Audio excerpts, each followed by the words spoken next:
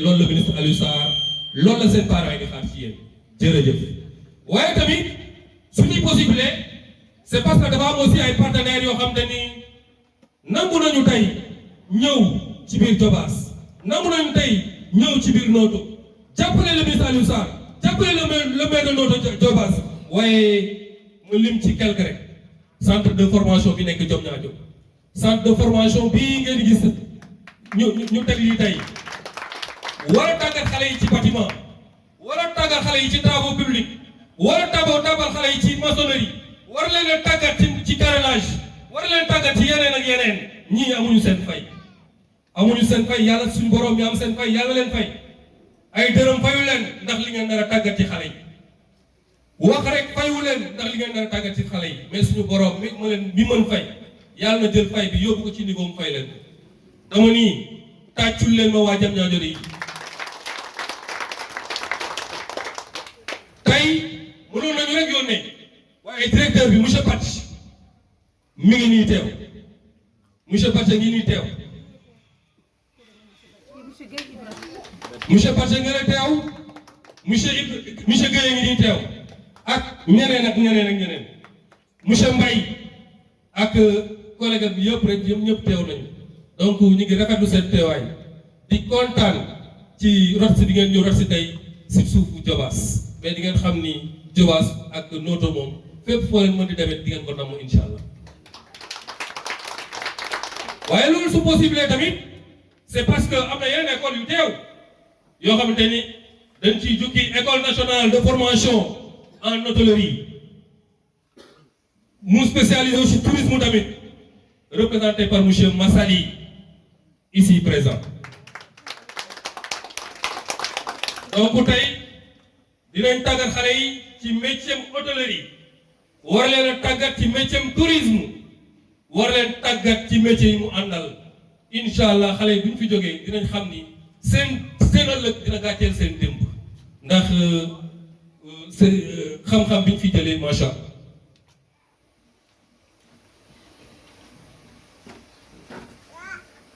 nit waa Meva construction suñu partenaire bi nga xamante ni aussi. mi ngi yëngatu ci wàllu BTP ak travaux publics waaye les charcuteries de la Petite Côte représentées par son directeur monsieur Ibra Gueye ici présent donc buñ fi jógee dina leen jàngal lu bëri ci wàllu charcuterie donc monsieur Gueye yaa ngi noonu xale yaa ngi noonu dénk nañu leen waaye nag duñu dem te remercier wuñu monsieur Habib Fakhat directeur commercial de l'écran directeur commercial bu l'écran jàpp na ci bu baax a baax waaye bii nii pour ne pas mën a tooñ waa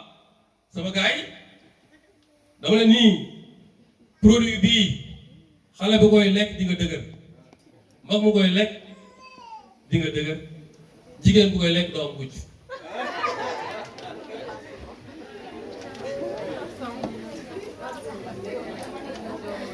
waaye seen vie assurance Alioune Ndiaye monsieur Alioune Ndiaye moo ko représenté waaye mi ngi ci yoon wi di ñëw jombul balaa ñuy noppi mu yegg si suñu partenaires yëpp rek yi nga xamante ni jàpp nañ tey ci insertion des jeunes la politique de l'emploi si chère à monsieur le président de la République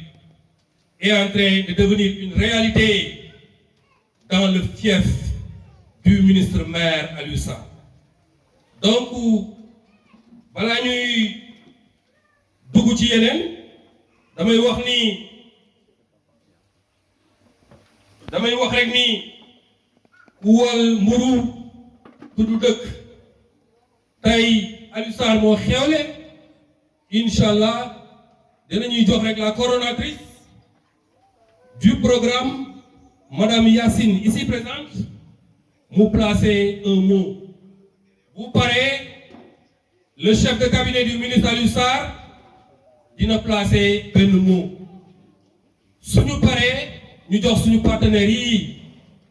ñu wax ci seen xalaat def présentation bi waaye noonu la ñuy doxale monsieur Ndoye su fekkente ni soriwul mu yegg si Gora Ndoye auzu billahi mina sheytaani rajim. Assalaamu aleykum mbokk yi, maa ngi nuyu ku nekk sa tur ak sa sant, waaye comme doyen ni nga ko waxee rek ndax laal nga élément bu dawal yaram di suñu kilifa boobu, te yaakaar naa balaa may yëkkati kàddu su ma sañoon itam bëgg naa oustaz defal ko ñaan, muy borom dëkk bi te dëdd na àdduna yàggul dara ñu sànni ko ñaan incha allah. alhamdulilah jërëjëf gannaaw bu nu sant yàlla julli ci yonent bi sallallahu alayhi wasallam di rafetlu teewaay bi, di leen jaajëfal, di leen masawu coono ak tàngaay bi, toogaay bi yàgg na. Damay jiital sama nuyoo au nom du chef du village muy Alassane Ndoye nga xamante ne moo wutu baayam, maa ko teewal ànd ak délégation ñoom Amadou Ndoye ñoom Moustapha. Au nom de la jeunesse ñu ngi nuyu ñëpp ci kaddu Alassane Ndoye le chef du village de Diaspala waroon na teew mais dafa am ngànt mu bàyyi fii kaddoom ci kaddoom la ñuy wax. moom mu ngi leen di nuyu ku ci nekk sa tur ak sa sant, di leen dalal ci place bi, waaye di leen ñaanal yàlla jàmm gan ñu kàttanal jàppale ñu ba liñ ci nam rek yàlla defal ñu lu kawe suñu ndort. yàlla mën na ko, am na ko, yàlla na ko yàlla def. waaye itam di jaajëfal doyen Diop, vraiment kàddu yi rafet na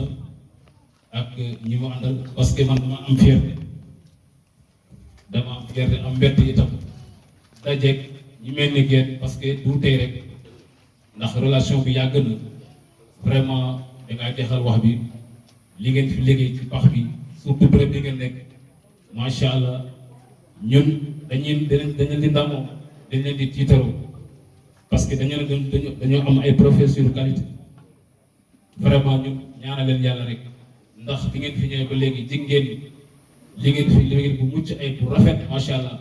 kon ni ngeen ko waxee rek ñun bu ñu amee ndam yéen la, yéen si jàpp bu nga àgg fii, kon gàcce gaala moom yéen yàlla gën a tax bu baax a baax. di nuyu sama mag sama nijaay monsieur Aliou Diouf, ngeen jàppale bu baax a baax, dama bëgg ngeen may ko loxo bu baax a baax. su ma paree foofu ma dem ci sama mag bu baax bi di Yacine Seck, Yacine may leen ko loxo, parce que lii bett la. doomu dëkk yi juddoo ci dëkk bi, yaroo ci dëkk bi, lii ñëw mu jaaree ci sa loxo, loolu ndam la. waaye nag li ñuy ñaanal le président de la République son excellence monsieur Macky Sall, ndax kilifa dañ koy ñaanal, ndax yéen bi diis na, kon dañ koy ñaanal yàlla rek yàlla oyofal ko yéen bi. waaye di ñaanal itam son excellence monsieur le maire mooy Alioune Sarr, ma bëgg ngeen tàccul ko itam, ndax ci suñu kilifa la te itam suñu mbokk la. kon lii bu ñëwee itam jaaree ci loxoom, kon nañu gën a santeer yàlla itam ñu ñaanal ko yàlla oyofal ko yéen bi, gan ko jàppale li mu nangu ci Diobass itam yàlla gan ko jàppale baax a baax. ñu gën a sant yàlla rek bañ a guddal, ndax lii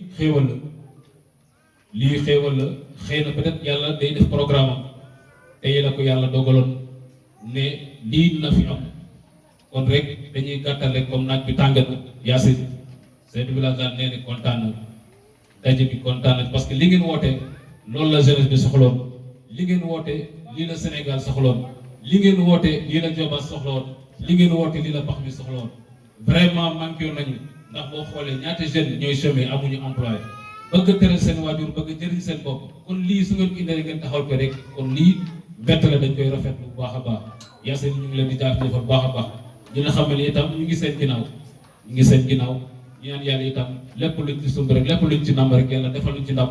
Diobass am beneen couleur, Diobass am beneen dimension, rawatina Sénégal am beneen dimension. kon bu ndaw ñu kontaanee rek ñëpp koy kontaan. di rafetlu itam teewaayu suñu tante yi, suñu yaay ñu ngi nekk ci waat bi macha allah. kon lii wane na ne kon Diobass bëgg na dara, waaye wane na itam Sénégal am na beneen ampleur. Sénégal mu ngi jëm ci beneen dimension. kon ñeneen ñoo la gën a jàppale gën ñu kàttan baax a baax ñu bari ku dara comme naaj bi tàng na ngeen jublu ci liggéey bi asalaamaaleykum wa rahmatullah. asalaamaaleykum maa ngi leen di nuyu ku ci nekk sa tur ak sa sant may jiital nuyu yi may nuyu nag suñu chef de village ndax dëkk moom boo fi ñëwee dafa jaadu nag boo yëkkati kàddu nga njëkkee ci borom dëkk bi di ko remercier bu baax a baax ci dalal bu ñu dalal ak wéeg bu ñu wéeg remerciement yooyu tam nga ci teg suñu maire bu baax bi nga xamante ni moom moo am idée bu rafet bii ndax dañu toll ci jamono bi nga xam ni liggéey pour ndaw ñi dafa jafe formation dafa jafe ku am yéene boobu ak xalaat bu rafet boobu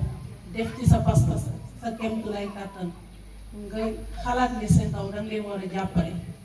defe naa ni loolu xel bu rafet weesuwu ko yéene weesuwu ko ba tax na ñu ngi koy remercier bu baax monsieur le maire le ministre monsieur Alioune Sarr di ko wax ni confiance bi mu am ak yaakaar bi mu am ci ñun ba dénk ñu lu dey ni programme de formation de toute une commune yal na bu yàlla tas yaakaaram ci ñun ñun nag suñu développement dëkk rek moo ñu ñor ndax am nag ku nekk ci ñun ñii ku ci ne mënoon nga toog fi nga toog waaye bu ñëwee dëkk ay nit a ko sekk nit ñooñu ku ci ne danga am sa cër ci dëkk bi danga am li nga moomal sa bopp am li say waajur moom ci yow am li nga xamante ne dëkk bi daf koo moom ci yow ndax nit ay cër la cër boobu nag moom matale na côté xëy na ñun suñu côté moo des ñu ngi ciy bëgg a jàpp ci kàttu bi yàlla di remercier également suñu partenaire officiel muy le centre de formation Diamniadio représenté ici par son directeur général monsieur Badji biñ ko waxee dafa bàyyi léppam programme am lépp la bàyyi pour mu ñëw teew loolu weesuwu ko yëg weesuwu ko monsieur Badji on vous remercie beaucoup pour votre déplacement votre marque de sympathie et votre soutien mais il n'est pas le seul du moom kese il y a aussi son collègue monsieur Mbaye mi nga xam ne depuis ci visite école bi man ak moom ci naaj bu tàng bi suba ba ngoon fu nekk dugg na fa ak man domaine bu nekk won na ma ko maa leen di wax fii ni centre de Diamniadio ñi yàlla di dogal ñu dem fa buñ fa demee dinañu xam ne Sénégal am na bërëb yi nga xam ne ku fa ñëw di nga taataan xam-xam ci kàttanu yàlla ba say maas duñ la raw loolu man maa leen ko wax am na ñu mu àndal muy équipe technique bii mu àndal monsieur Sarr monsieur Sonko monsieur Sonko yow sa tur bi moom waaye baax na ci ñun nga boobu maa ngi leen di remercier ci seen déplacement di jéggalu nag ci retard bi parce que xam ngeen ne ci école lañ nekk te école bi dafa am tey jour de vendredi la vendredi xale yi dañuy def cours moo tax il fallait ñu xaw a tatagal suñu programme ba midi jot balaa muy commencer moo waral sax ñu xaw a am tuuti retard donc monsieur Badji monsieur Mbaye monsieur Sarr monsieur Sonko on vous remercie beaucoup et nous nous excusons auprès de vous pour le temps que vous avez mis ci remerciement yooyu du ma ci bàyyi sama xarit sama càmmiñ sama jëkkër sama lépp monsieur Ibra Gueye mi nga xamante ne nag man ak moom du tey démb la moo ma yar maak moom on a tout fait ensemble ci lu ma ko mës a woo rek mu ngi ci taxaw moo tax bett ma tey moo fi njëkk a ñëw maa ngi lay remercier monsieur Gueye considération bi nga am pour ma personne yal na la ko yàlla fay Wolof Njaay nee na lu yàgg dëgg la donc Alioune Diouf aussi le chef de cabinet du ministre du ma ko bàyyi ngeen baal ma rek moom mi nga xamante ni depuis ñu confié ma programme bi mu ngi sama ginnaaw li olof Njaay naan feccum ndey lii bu neexee ndey laa ci jàpp ci mbagg ya Aliou Diouf jàpp na si samay mbagg wax dëgg yàlla dama ko mujjee sax damay mujjee sax xaw a rus xaw a gêné wu ndax xam nga rek séeréer dañoo gaaw a rus dañoo gaaw a am kersa chaque instant maa ngi jël oto chauffeur am fu ma bëgg mu yóbbu vraiment lu ma bëgg suba ba ngoon ma wax ko Aliou Diouf taxaw na ci Aliou Diouf maa ngi lay remercier di remercier aussi toutes les femmes yéen jigéen ñi fi teew yéen ñëpp seen taxawaay rafet na seen pas-pas ak seen yëg-yëg gis naa ko maa ngi leen di remercier bu baax a baax a baax a baax a baax ndax wane ngeen ne bëgg ngeen développement wu seen dëkk la jeunesse aussi ñi nga xamante ne ñoom ñoo tax ma taxaw fii tey maa ngi leen di ne maa ngi leen di boot maa ngi leen di weg maa ngi leen di taxawu ndax samay rakk ngeen ci ñenn ñi ñeneen ñi samay morom lañ ñenn ñi sax samay doom lañ moo tax tey jii ma taxaw di wax ak yéen nii wax leen ko sax ñi ñëwul maa ngi leen koy jottali di leen yóbbante ci ñoom ne leen man Yacine Seck je suis là pour la jeunesse je suis là pour la jeunesse en dehors de toute considération politique dama leen koy wax tey monsieur Alioune Sarr bi muy xalaat projet bi politique taxul mu xalaat ko parce que bi ma toogee bureau li ma wax loolu nurul day wax politique li ko ñor li ko soxal mooy jeunesse si commune Notto Diobass ñu bokk ci ñi nga xamante ne tey dañ leen di dégg ci kaw ñu bokk ci ñi am liggéey yu baax yi ñu bokk ci ñi am formation yu baax yi kon loolu su ko ootee yéen ñëpp ci bokk yëpp amul xaj ak seen man de tant que maa ngi ci kanam kaw programme bi ci kanamu programme bi sax lay wax damay yemale képp ndaw koo xamante ni yaa ngi dëkk ci commune Notto Diobass ak foo mu ci nekk loo soxla information lu mu mënti toll pour concerner programme bi je suis disponible loolu rek laa leen bëggoon a introduire ma bàyyi rapidement xëy na dinañu xuusaat ci programme bi ma bàyyi sama partenaire officiel yi ñu waaye centre de Diamniadio pour ñu jàll ci présentation bi nag lu tax mu am solo mooy yéen ñi fi toog yéen ñëpp suivre leen ko bu baax ndax am na métier yoo xam ne yéen xëy na xamoo leen ko occasion la tey pour ngeen xam ko dégg ngeen ndax métier yi nekk biir centre de Diamniadio bari nañu bari boo xamante ne ku suivre formation bi gëm naa ne di nga perdre di nga ñàkk kon donc je vous remercie yéen ñëpp man leen di gërëm di leen sant. Merci beaucoup. Merci monsieur Diop,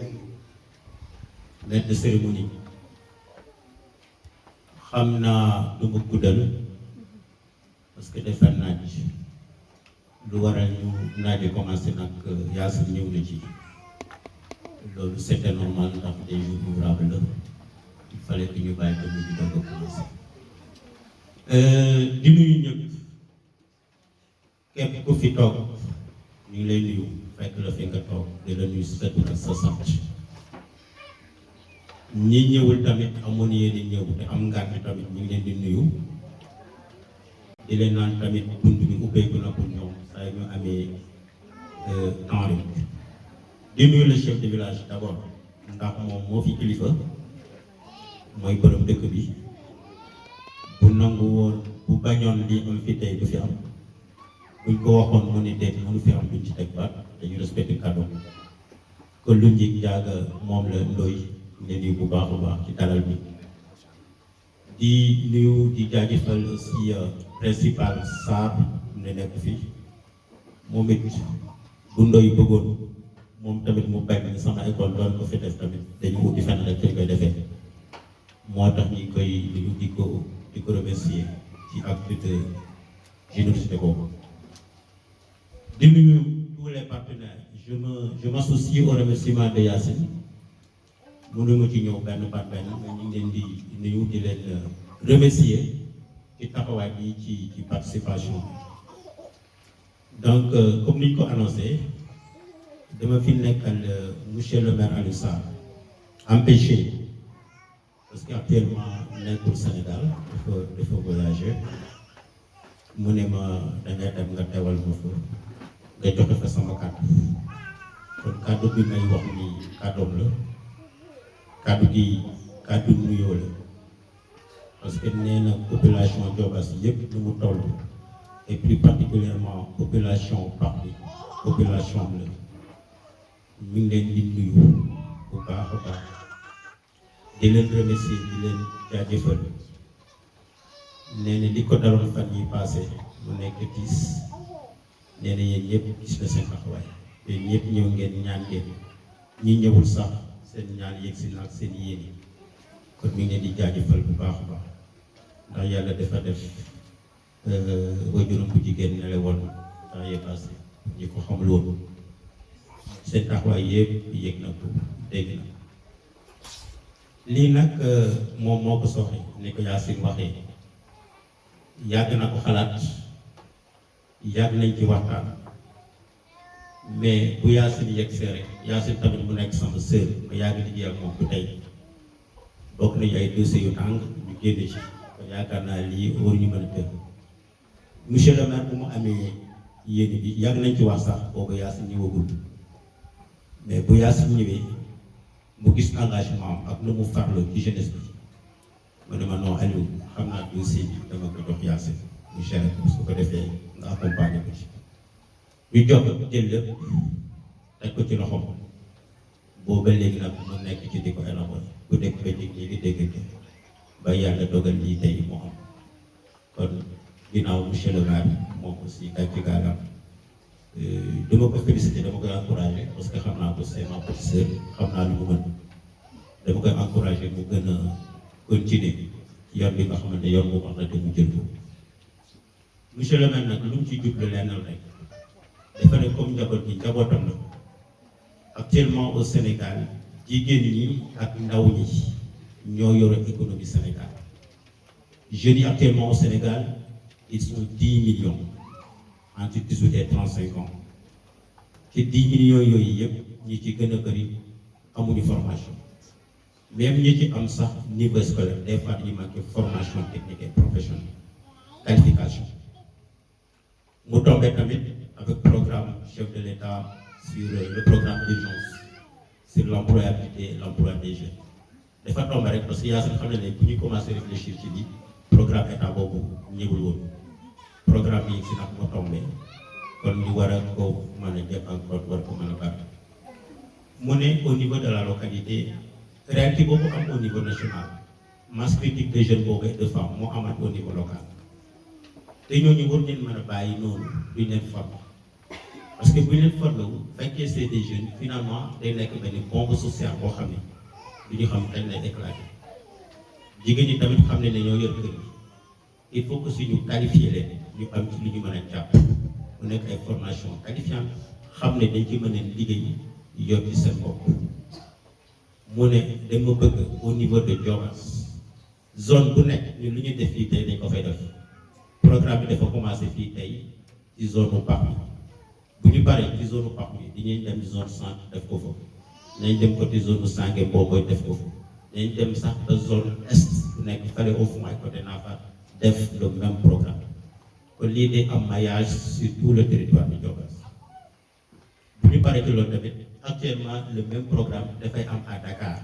waa Dakar sax war nañu commencé tey dans l'après-midi pour la diaspora jeunes fi ñu nekk xamante ne ñi ngi Dakar ñi nekk di liggéey ci kër yi ñu nekk ay étudiants ñoom sax bàyyiwuñ leen la diaspora ñoom tamit dinañ leen former am na aussi 3 centres de formation ñi dëkk Parcelles ak Guédiawaye dinañ di dajale Parcelles bu ñu fa jógee ñi dëkk Fass Médina Gueule Tapée ñu dajale leen Gueule Tapée ak ñi dëkk côté centre ville information boobu ñoom yëg nañ ko ñi fi nekk tamit mën nañ ko jël encore xool nan lañ ci mën a associer ñeneen ça veut dire quoi ça veut dire que monsieur le maire population bi yëpp bàyyi na ko xel ñi fi nekk ak diaspora bi nekk ay Dakar yëpp bàyyi na xel bëgg na def la même formation ay formation yoo xam ne boo leen ci génnee di ngeen am au moins benn qualification métier boo xam ne di ngeen mën a liggéeyal seen bopp ci benn domaine boo xam ne mën ngeen ci activé wu ba ngeen mën ci génn. En fait monsieur le maire loolu la ñu jublu pour jàppale askan bi moo tax ñuy invité tout le monde ñu intéressé ci programme bi xam ne li ñuy def nii c'est du sérieux ndax bu ñu bàyyi suñu yitte yëpp ak lu ñu ci def yëpp ay kilifa tamit ñëw toog fii kon lii c'est du sérieux ñu ànd ci ak sérieux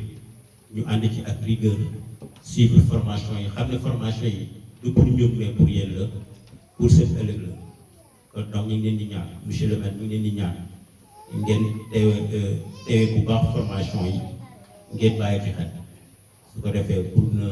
pas monopoliser la parole foofu la ñu yemandi ñu jox gars yi nga xam ne ñoo war a def présentation bi ñu def présentation bi. sax mais gisuma ko mais nag lu ma booleeg séeréer yàgg na parce que même Yacine mi sax def naa xam naa ko bu yàgg parce que ñu mu ko sekk ñu ko jege ak ñu góor yëpp xam naa leen depuis université kon xam naa gis naa ko foofu ça m'a rendu compte moo tax xam naa relation bi ak yàlla lu def am nu mu def rek am lu tax donc pour te dire que mbir mi di remercier ñu commencer par naturellement le chef de village di ko nuyu di ko dalal di ko masam fi jógee mais nag su ma sañoon monsieur Diop ak monsieur Diouf ñun suñu côté lu wàll centre BTP ci suñu compassion ci lu jóge ci maire su ma sañoon mais que 1 minute de silence pour la mémoire de sa maman. Vraiment c'est un plaisir de le retrouver ici wax dëgg yàlla on a cheminé ensemble à l'université mu doon liggéeyee suñu waxtaankaay la suñu lépp la su ko yàlla defee mu egsi mu toll nii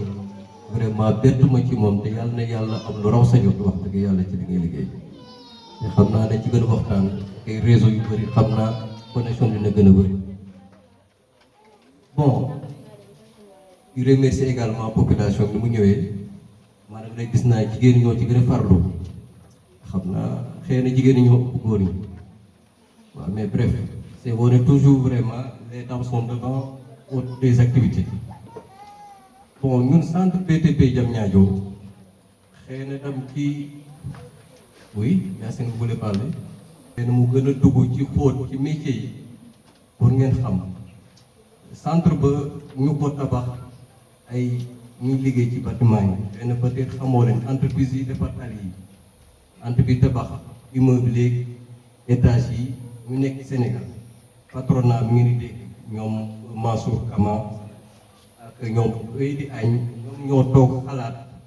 ñu ne foofu ñu tabax école boo xam ne xale bu ndaw bu ñu fa tàggat su fa génnee directement da ngay mën lu ñu la doyee parce que dañoo seetlu ñu fi daan nekk ci école de formation yi suñu paree seen jàng suñu demee ci entreprise yi xam-xam bu wóor duñ ko yor ay tiwër rek comme université soo jógee dem liggéey bi te loolu lañu bëgg a sopp même ci université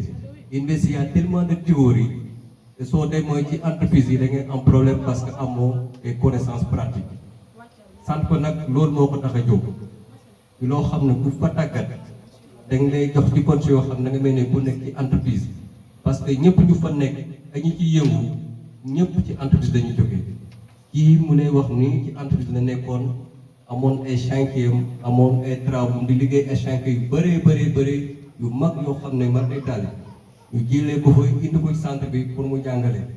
mu xam réalité entreprise yi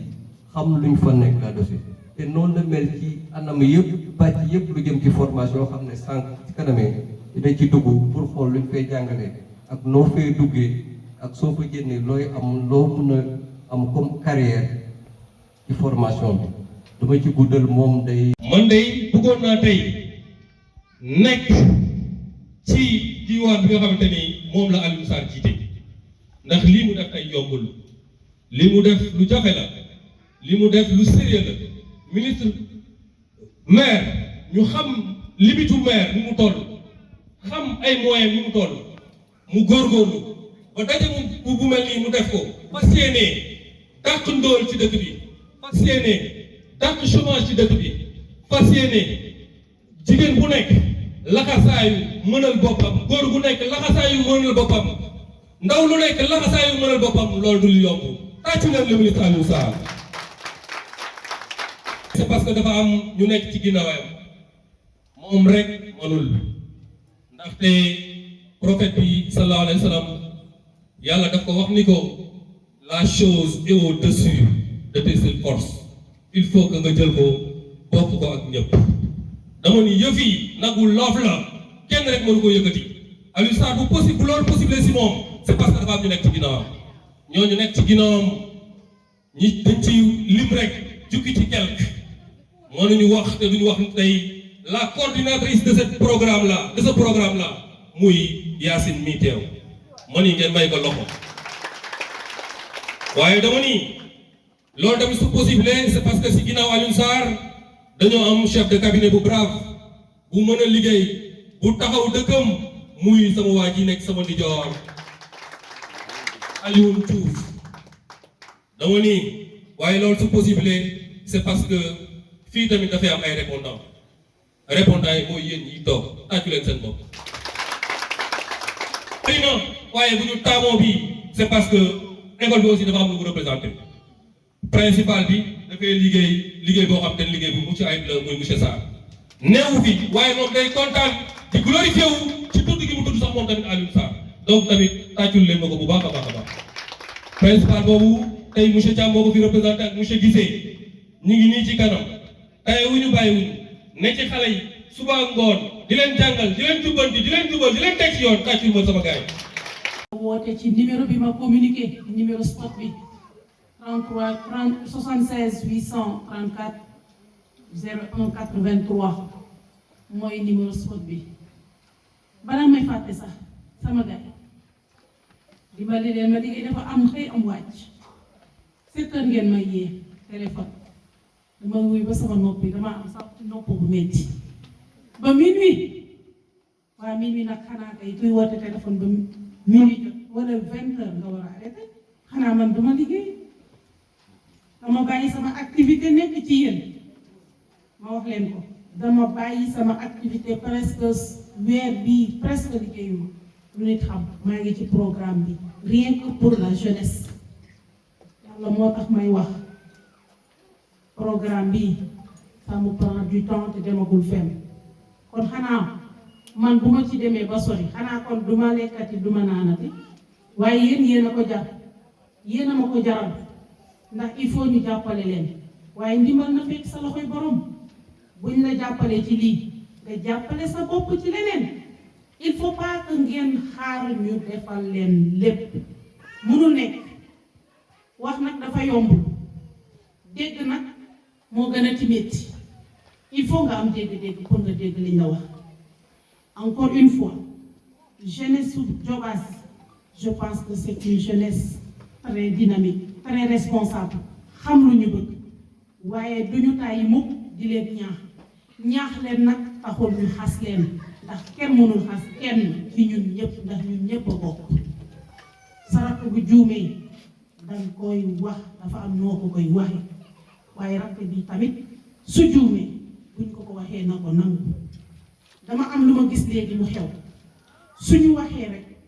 wala du ñu waxee dëgg wala ñu commencé leen ñaax dafa mel ni dañ koy refouler dañ koy rejeter am benn comportement bu rebelle alors que jaru ko nit ki su la waxee dara xoolal ci lu mu la wax lu mu lay jëriñ bul xool ni mu la ko waxee wala ki mu doon seetal li mu la wax kon donc il est temps ñu redoubler d'effort adduna bi lépp fiy jeex képp ku fi nekk tey di nga fi jóge ëllëg képp ku fi am mun nga ñàkk ëllëg képp ku fi am turit sa tur mun na xëy na saay adduna yàgg na am na ñu si woon bu njëkk ba adduna yàgg na am na ñu jiite woon ana ñooñu tey ñii dem nañ Barça ñii tey ñu ngi tëdd seen kër ñii tey nekkatuñu ci activité kon adduna amul lu mu dul jeex moo tax programme bii de amul lenn lu ma jaral ñi lu ñaaw wala wax ko nit jaralu ma amul ku ma ko jaral defar moo ma tax a ñëw su fekkoon leneen damay toog sama rut ndax xëy na am na ñu ma xam fii ñoo xam ne ñoo ma gën a jege xam nañu man maay kat xam nañu est-ce que man soxla naa ñëw ci lii wala soxlaw ma su ma ci ñëwee rek pour jàppale moo tax sama jeunesse su dëkk ñoo ma ñor bëgg leen a jàppale ndax boo amee foo jaar yu metti lool torop capital boobu da nga koy partager ak sa jeunesse nga bañ koo téye nga nekk ak moom du la jëriñ parce que yow yaa ko dund da nga koy partager ak ñeneen ñi waaye ñi ngi koy partager ngeen la waay nañu xam ne yow lu baax nga leen bëgg kon il est temps que ñi doon nelaw ci jeunesse bi nañu gën a yeewu gis naa seen pas-pas surtout ci sama jëmm ji seen cofeel bi ngeen am ci man surtout la jeunesse de Diobass de diaspora loolu moom defe naa dafa yàgg sax bi ma nekkee xale ba tey mun naa la wax samay xarit góor jigéen bëriwul je parle témoin de tout le monde toute ma famille ici. Allô, je prends en témoin toute ma famille depuis bi ma nekk xale fii ci diaspora góor ñi ñooy samay xarit fii amul ku fi nekkul sama xarit dama defee ne sax man aw ma noonu surtout góor ñi ñëpp samay gars yi kon loolu laa bëgg pour ngeen consolider ko il faut que aussi ngeen gën a xam li ngeen bëgg adduna nag pour nga réussir ñaar di nga am pas-pas dina ànd ak yar waxuma nag dafa am ñu réew waaye dafay rafet rek ci occasion yu mel nii en tant que sœur ndax foo gis ku baax am na lu safaanoo koo gis kuy def lu baax am na kuy def lu safaanoo kon dafay baax ci occasion yu mel nii ñuy waxtaan ñuy ñaaxante man sama vocation encore une fois sama intention nekkul pour nañi kenn nekkul pour wax kenn lu ñaaw xawuma ko du ma wax nit lu ñaaw xulowuma xeexuma saagawuma waxuma nit lu ñaaw li ma ñor mooy jóg naa am naa sama temps ma ñëw jàppale ci sama jeunesse su commune pour ñu dem ci kanam nga xam ne fu ñu dem ñu bokk ci ñu ñuy gën a naw loolu daal vraiment bëgg naa ko ñu partager ko formation bii nag dama bëgg ngeen jàpp ne yéen a ko moom monsieur le ministre Alioune Sarr dëgg la mooy maire bi am na yu fi jot a xew yooyu nañu bàyyi parce que gis nga développement du benn nit moo koy def ñëppay bokk defandoo ko mun ngeen bokk liggéey pour le développement leneen bu ñëwee ku ci nekk am nga droit nga dem def lu la leneen li la neex ndax kenn moomul kenn mënu forcer kenn mu def lu mu bëggul ta def waaye question développement bu ñëwee ku ci nekk na xam ne lii sa wàll la sa wareef la def kalam sa war a def programme bu mel nii ku ko xalaat jël ay millions voire même ay milliards mu def ko ci kon kooku wax dëgg yàlla xaw ma ci leneen nag leneen du ma ci wax ndax xaw ma ko maîtriser wu ma ko lu ma maîtriser wul du ma ko wax waaye ci bii ki xalaat lii ba financé am idée bi financé ko def ci xaalisam alalu réew mi la certes waaye mënoon na ko bañ a xalaat kon kooku wax dëgg yàlla mérito na jaajëf ndax ne nit ki waaw góor yàqul dara ci sa mbaax monsieur Alioune Sarr on le remercie beaucoup pour initiative bii kon la jeunesse dama leen di demander encore une fois venez vous inscrire yéen a ko moom seen maire moo leen ko offrir boo leen paree ku ci nekk dem ak sa diplôme nga dem wuti sa liggéey ñi nga xamante ni mën nañ leen wutal liggéey dans le cadre de partenariat pour l'insertion comme ay waa seen bi dégg ngeen présentation monsieur Ndiaye am na ñoo xamante ni dinañ leen jël ñi ñu mën a jël dugal leen waaye nag attention néewuñu ñu ñuy former dañ leen di wutal liggéey de parce que dégg-dégg bi dafay xaw a doy wax dama bëgg mu leer fii lépp lu ma fi wax day leer mënoo jëlandoo 200 personnes 300 personnes nga former leen ne leen da ngeen di wutal nga leen di nga leen wutal liggéey loolu ku leen ko wax it war ngeen xam ne loolu mënul nekk li mën a nekk mooy offrir leen possibilité ngeen am employabilité formation métier pour ñi ko amul ñi mësul am métier ñi nga xam ne am nañu métier te amuñu certification ndax mën naa liggéey rek doyut am na lu koy firndeel muy lan muy certification papier buy wane ne am naa liggéey ndax boo nee mën naa liggéey mën nañ la accepter li tubaab di wax présomption de connaissance présomption ne que xam nga waaye dara wóoruñu ci ndax employeur bi ngay jàkkaarloo ñu bëgg la embaucher soo ko ne mën naa liggéey te présenté woo ko benn papier ak système bi ñu nekk ñun fii Sénégal mën na bañ a gëm liñ koy mais boo amee xam-xam nga firndeel ko ci papier bu boobaa yow sax wutum liggéey dafay yomb kon formation bii képp koo xam ni xalaat nga ni mën nga ci ñëw bokk ubbil nañ la suñu buntu amul xàjj ak seen ñëpp ci bokk yam góor ak jigéen tey nag jigéen ñi lañu waroon defal transformation céréale locale malheureusement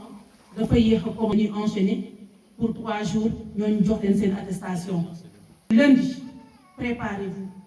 lundi incha allah formation yi fii lay xewee yéen ñi war a def hôtellerie yëpp fii lañ leen di xaar bugguma nag ñu naan ma dama amul woon jot wala nangam gis nga chance bii ngeen am école nationale d'hôtellerie et de tourisme déplacé woo Dakar ñëw ba fii pour former leen ngeen nar a am diplôme d'état loolu ku ci profité wul perte nga parce que ñun bu ñu ba jógee fii ñu ngi dem ba zone centre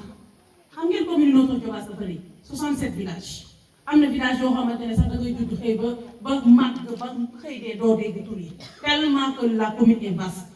soo leen naree jógee fii di dem ba Notto pendant 15 jours dafay métti moo tax yéen waa pax mi yépp les 6 villages commençant par Diass Palam Palam Thioyane Palam Rock ak Sipan nag malheureusement bokkoo leen ci suñu commune wax leen ko bu bañu ñu leen jàppale nag waaye nag dafa am ni affaire yu tëddee Tassette dafa am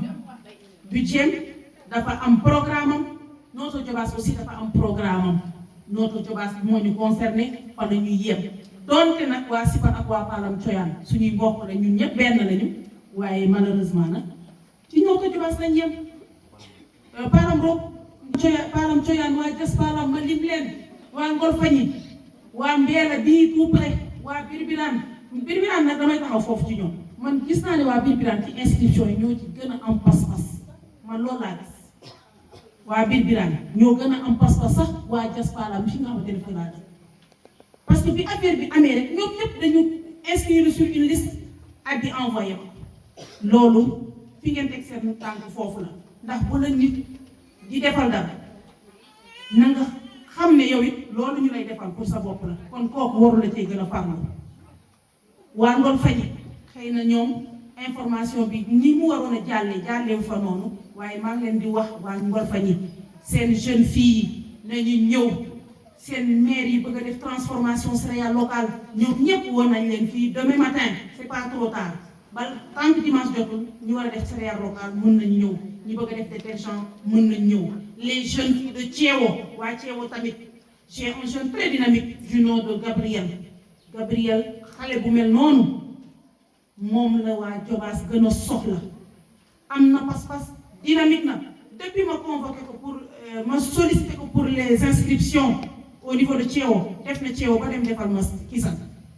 sans oublier aussi waa Kisane seen doom yi ne leen lundi au plutôt le matin à 9h seen doom yi nañ ñëw pour def seen formation en hôtellerie ndax bu jàllee fii ñu ngay dem zone centre nag mënoo leen fii jógee di dem ba foofu def formation pendant 15 jours occasion la kaay ma jàngal la warul nekk neexal pourquoi nit financer alalam am idéem def ci dooleem yow mu ne la kaay ma jàngal la moom daf lay neexal pour lan loolu yow yaa war a au contraire daw ci nit kooku nga ne man di damaa bëgg a jàng man kat damaa bëgg am sama diplôme mais dama gis ne du ñëpp nag waaye ñi ci ëpp doole dafa mel ni sax xëy na affaire bi leneen lay nuru am na ñuy wax ne que politique la waaw mais bu nekkee politique la waaw bu nekkee politique est-ce que nit dafa mën a dugg ak yow ci mbañ gàcce bi mu ne la voté ma par force loolu nit mënu ko su nekkee politique sax yow li la intéressé mooy ñëwal def sa formation nga dem sa yoon nga wuti liggéey bu lijjante politique la wala du politique même politique yi ñun lañ fi nekkal donc bu ñu indee budget ne dañ leen bëgg a jàppale gëmmal man ak monsieur Aliou Sarr est-ce que ñoo bokk parti yéen déggoo ngeen ma fi daaw ci élection yi passé man réew mi laa mais terewul bi mu ma woowee dama ñëw parce que xam naa ne sama njëriñu jeunesse la dama ciy ñëw jàpp kon yéen waxuma sax da ngeen ci war a ñëw jàpp mais da ngeen war a ñëw parce que seen avenir donc pour ne pas trop durer dans le micro dama leen di gën a ñaax encore section de formation yi dinañ ko organiser pour ñi may woo ne ma inscrire na en couture inscrire na en carrelage ak leneen dama leen di wax ne 3 jours yi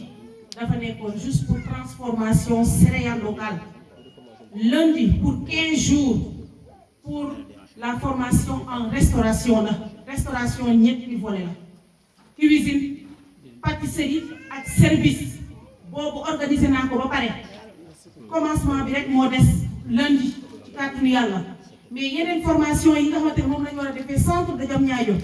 muy plomberie mécanique générale muy électricité énergie photovoltaïque maçonnerie BTP travaux publics yooyu mënuñu ko def ci ñaari fan da ngeen di inscrire rek wala ootee ci numéro bi damay bind seen tur su ma paree damay classifier formation yi par section de 30 personnes ñu envoyé leen Diamniadio suñ ko organisé ba pare ku ci nekk dinañ la woo pour ne la di nga ñëw commencer jour tel à Diamniadio te waxtaan naa ak monsieur le maire ne ko dama bëgg bu ñu paree fii rek 15 jours de formation hôtellerie buy pare rek on commence avec Diamniadio donc monsieur Mbaye damay xaar ngeen envoyé ma seen offre aussitôt après la cérémonie pour que ñu gaaw ko étudier parce que je veux que les formations commencent le plus tôt possible na dafa am ñuy wax ne du am loolu nag am nañ ci droit mais man dama bëgg xamal leen ne dina am incha allah formation yi dina am parce que man du ma dugg ci ay erreur ak ay caaxaan bu nekkoon loolu la man damay dem defi leneen nekk sama life kenn du ma xamal dara mais su ma ñëwee ba dugg ci lii c'est parce que man du caaxaan moo tax dama bëgg d'ici 5 ans ay cadre ay entrepreneur ñuy génne fii ñuy gaari seeni oto ñuy tabax seeni immeuble ñuy employé ñeneen man loolu moo ma tax ma ñëw kon dama leen di ñaan rek ngeen xam ne buñ fi tax teewee pour yéen a tax formation en entrepreneuriat dinañ ko def pour ñi nga xam ne dañu bëgg a créer seen entreprise individuelle monsieur Ndiaye wax na ko tout à l'heure auto-emploi mooy créer sa business bopp liggéeyu bopp loolu nag dafa am li mu laaj développement personnel leadership nag nekkul kuy ñëw nag di jaay xuutal doole wala incarné déedéet leadership dafa nekk loo xam ne dafa ànd ak finesse dafa ànd ak élégance dafa ànd ak yar dafa ànd ak tey dafa ànd ak xam li nga bëgg loolu mooy leadership xam ne fii laa ne fee laa bëgg a dem créer sa entreprise yéen ñëpp mun nañ ko nekk yéen ñëpp amul kenn ci yéen koo xam ne waru la mun a créer affaire business boppam ba mu réussir parce que ñi koy def ëpp ñu leen xel il suffit rek ngeen am accompagnement formation pour ngeen ñu gën leen a mën a orienter ci sens boobu te loolu incha allah rabi dinañ ci nekk formation yi nag nekkul ne ñi jàng rek ñoom la intéressé ñoom la concerné déedéet au contraire sax ñi nga xamante ne seen jàng soriwul ñooy priorité parce que monsieur le maire bi ma duggee bureau li ma wax mu ne ma Yacine damay am lu ma metti su ma déggee parents yi di ma naan sama doom dafa nekk Thiès di liggéey ñu jiñ ko sàcc wala violé nañ ko wala maltraité nañ ko damay am lu ma metti su ma gisee ndaw bu góor boo xamante ne bëgg na takk jabar parce que ñemewu ko takk parce que amul liggéey bi mu waxee loolu sama xol dafa metti parce que man ak moom dañu bokk xalaat ci foofu ndax nekk ci réewu taax yi di fa dund lu nekk man mii di wax ak yéen dama ko dund naa ko dundaat ko du li ma leen di wax ni nekkul loo xam ne dama koy inventé lu ma dund la loo xamante ñu bari ñu nekk fii xëy na duñu ko wax dañ koo dund kon dafa jot ñun suñu sœur yi suñuy rakk yi suñuy doom yi ñu jàppale leen ba nga xam ne ku ci ne fi nga nekk ci sa dëkk mun nga fa tedd te doo soxla sax ngay dem foo xamante ne risque yi dafa bari am na fii ñoo xamante ne lan moo leen dal bu ñu nekkee Dakar lu nekk dal na leen fa nekkul seen coobare nekkul seen mbon nag